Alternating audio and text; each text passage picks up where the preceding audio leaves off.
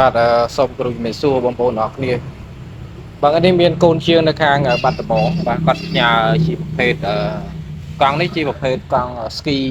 កង់ត្រៃក្មេងបាទអញ្ចឹងដំបូងគឺគាត់ទិញបតពីខ្ញុំទៅប៉ុន្តែគាត់អត់តន់ច្បាស់នៃការតប្រព័ន្ធខ្សែតួហើយនឹងជាមួយភ្ជាប់ជាមួយនឹងបតទៅណាអញ្ចឹងគាត់អត់តន់ច្បាស់កន្លែងហ្នឹងក៏គាត់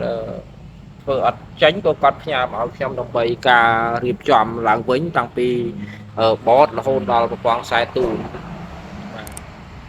អញ្ចឹងខ្ញុំបានរៀបចំរួចរាល់ហើយបាទហើយអ្វីដែលសំខាន់គឺបងប្អូនគិតថាបន្តិចហ្នឹងគឺងាយស្រួលទេប៉ុន្តែតាមពិតទៅ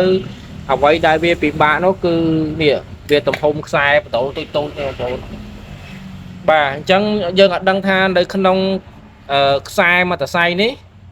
គឺវាបង្កប់ទៅដោយខ្សែតូចតូច5 6សរសៃអញ្ចឹងអ្វីដែលពិសេសគឺពិបាកនោះគឺអត់ដឹងថាខ្សែនីមួយដែលបង្កប់នៅក្នុង4 5នៅមួយសរសៃបង្កប់5 6សរសៃហ្នឹងគឺមានតួនាទីធ្វើអីទេបាទកន្លែងហ្នឹងដែលជាចំណុចមួយគឺពិបាកបាទនេះវាពាក់ព័ន្ធជាមួយនឹងប្រភេទពួក scooter ក៏ប្រើប្រភេទខ្សែហ្នឹងដែរបាទក៏ប្រើប្រភេទខ្សែហ្នឹងដែរបងបាទអញ្ចឹងយើងពិបាកនឹងការស្វែងយល់ណាស់តលតែយើងចេះច្បាស់ហើយយើងវាស់តាមប្រភេទអូម៉ែត្រតាមខ្សែមួយមិនយើងអាចតបានណាបងប្អូនបាទហើយសម្រាប់បងប្អូនដែលតម្រូវការខូចបតឬក៏មានបញ្ហាដូចខ្សែនេះបងប្អូនអាចតាក់ទងមកខ្ញុំបានខ្ញុំនឹងជួយបងប្អូនបាទហើយជាពិសេសបងប្អូនដែលជាអ្នកប្រើប្រាស់ហើយបើសិនជាបងប្អូនមានបញ្ហាក៏ដូចជាប្រភេទកង់អាគុយបាទក៏ដូចជាប្រភេទ scooter ឬក៏ប្រភេទម៉ូតូត្រៃដូចវីដេអូនេះបងប្អូនអាចតាក់ទងបានតាមរយៈ Telegram ខាងលើបាទអ្វីដែលពិសេសគឺខ្ញុំធ្វើ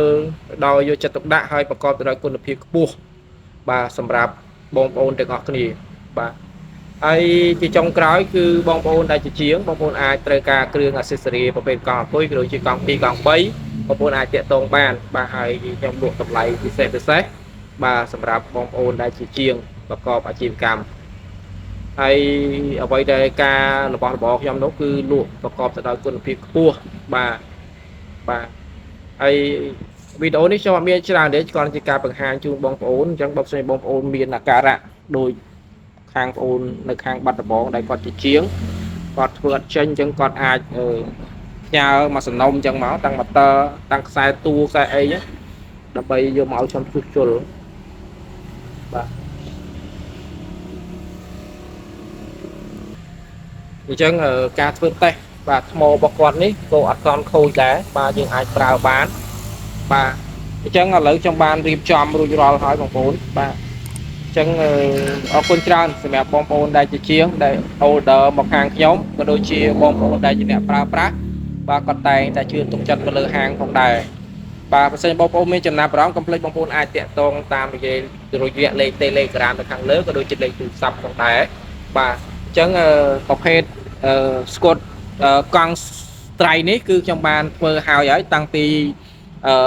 ចរន្តពូលភ្លើងតាំងពី supply បាទតាំងពីមូលហ្គាគឺវិលកង់ធម្មតាបាទឥឡូវយើងធ្វើការតេស្តទាំងអស់គ្នាបងប្អូនណាបាទអញ្ចឹងដំបូងយើងកាច់សោបាទដោយសារខ្ញុំតាឯងអញ្ចឹងខ្ញុំកាន់កាមេរ៉ាផងខ្ញុំធ្វើការដៃម្ខាងអញ្ចឹងវាអត់តន់ចិត្តប្រហែលទេបងប្អូនណាបាទពេលយើងកាច់សោហើយគឺភ្លើងវាឡើងមកធម្មតាបងប្អូនបាទអញ្ចឹងយើងមូលហ្គាមកបាទនេះបាទអញ្ចឹងដំណើរការល្អបាទ smooth ល្អហើយចំពោះបតនេះគឺវិញអាចប្រើភ្លើង36វ៉ុលផង48វ៉ុលផងអញ្ចឹងនៅពេលបងប្អូនចង់បន្ថែមល្បឿនបងប្អូនដាក់តាអគុយមកក្របទៀតទៅគឺ48វ៉ុលគឺលឿនអស់ទាស់តែម្ដងបាទហើយសម្រាប់ពូលបាទនេះពូលខ្ញុំបានតហើយបាទភ្លឺខ្លាំងបងប្អូនណាបាទភ្លឺខ្លាំង supply ក៏មានដែរបាទអញ្ចឹងការរៀបចំនេះគឺមួយសេតសម្រាប់បងប្អូនបាទអញ្ចឹងអត់មានតោះកន្លែងណាទេបាទអញ្ចឹងការធ្វើគឺយកចិត្តទុកដាក់មែនតើសម្រាប់បងប្អូនដែលតម្រូវការកុំភ្លេចគឺយកចិត្តទុកដាក់ណាបងប្អូនការងារប្រព័ន្ធភ្លើងបើសិនយើងធ្វើប្រហែសគឺផ្ទុះឆេះខ្សែតែម្ដងបាទអាលួយខ្សែតួហ្មងអញ្ចឹងយើងធ្វើការគឺយកចិត្តទុកដាក់ណាបាទភ្លើងគឺខ្លាំងណាស់បងប្អូន36វ៉ុលគូសមកព្រាកតែម្ដងហើយបើសិនយើងតឆេះខ្សែទូនេះគឺអាលួយអស់ហើយ អញ្ចឹងអ្វីដែលសំខាន់គឺខ្ញុំបដោតគឺខ្ញុំធ្វើការងារយកចិត្តទុកដាក់ជាទីបំផុតបាទមិនឲ្យបងប្អូនដែលជាអ្នកផ្ញើមកក៏ដូចជាបងប្អូនដែលជាអ្នកតម្រូវការចង់ជាងជួសជុលអីឲ្យមិនឲ្យខកចិត្តទេបងប្អូនណា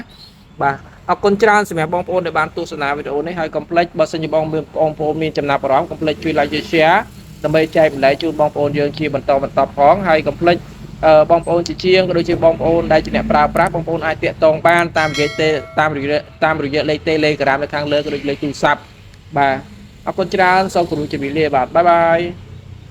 ឥឡូវខ្ញុំបានរៀបចំផ្ញើទៅវិញហើយបាទគឺផ្ញើបែបនេះបាទអញ្ចឹងរាល់ខ្សែតួជាមួយនឹងបតអីខ្ញុំអត់ដោះចេញទេទៅដល់គាត់បំពាក់តាខ្សែម៉ូទ័រចូលបតមកគឺមួយក្រាមវល់តែម្ដងបាទអរគុណច្រើនសម្រាប់បងនៅខាងខេត្តដែលជឿទុកចិត្តទៅលើហាងបងហើយអ្វីដែលបងធ្វើគឺប្រកបទៅដោយយកចិត្តទុកដាក់គុណភាពល្អអរគុណច្រើនណាស់